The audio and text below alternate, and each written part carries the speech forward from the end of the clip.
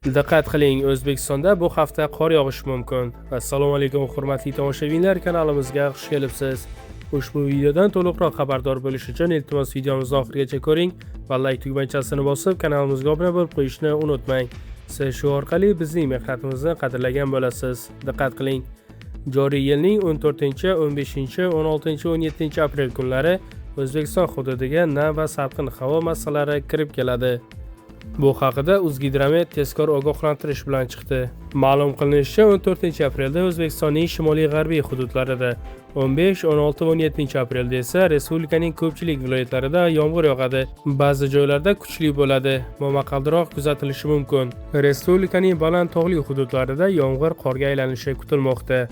O'zbekiston bo'yicha ba'zi joylarda shamol tezligi 15-20 metr/sekundgacha, ayrim joylarda esa ba'zida 25-28 metr/sekundgacha kuchayadi. 14-15 aprelda ayrim joylarda chang to'zonlar bilan kuzatilishi mumkin. 15, 16 va 17 aprelda kunduzgi havo harorati asta-sekin 13-16 darajagacha pasayadi.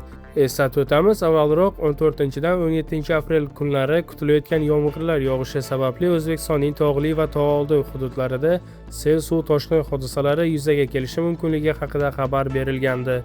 Hurmatli tomoshabinlar, eng so'nggi va dolzarb mavzulardan birinchilardan bo'lib bilishni istasangiz kanalimizga obuna bo'lib qo'yishni unutmang.